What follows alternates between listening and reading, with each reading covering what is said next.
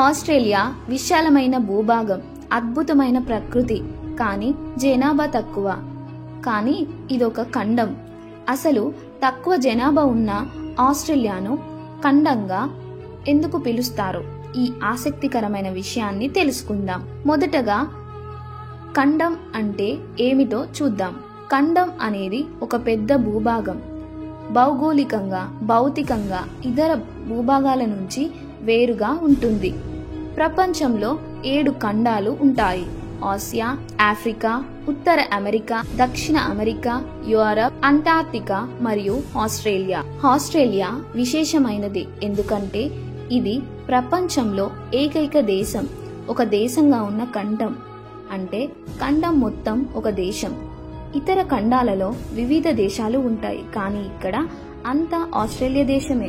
Australia దేశంలో జనాభా తక్కువైనా ఎందుకు దీనిని ఖండంగా పిలుస్తారు? కొంతమందికి సందేహం, ఆస్ట్రేలియాలో జనాభా తక్కువ ఉంది కదా, కానీ ఖండంగా అని ఎందుకు పిలుస్తారు? కారణం, ఖండం అనడానికి జనాభా ప్రామాణికం కాదు, భౌగోళిక విస్తారం ప్రామాణికం. ఆస్ట్రేలియా భౌగోళికంగా ఖండం లాంటి అన్ని లక్షణాలు కలిగి ఉంది.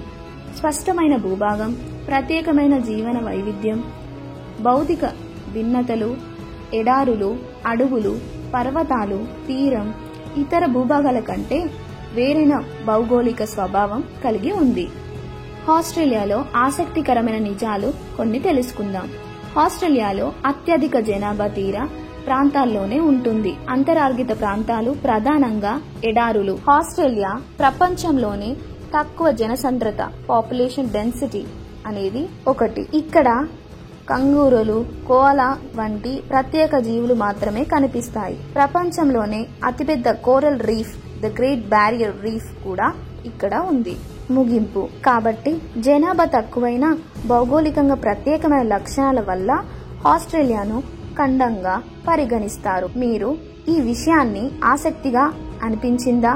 మరిన్ని ఆసక్తికరమైన విషయాల కోసం మా ఛానల్ని సబ్స్క్రైబ్ చేయండి.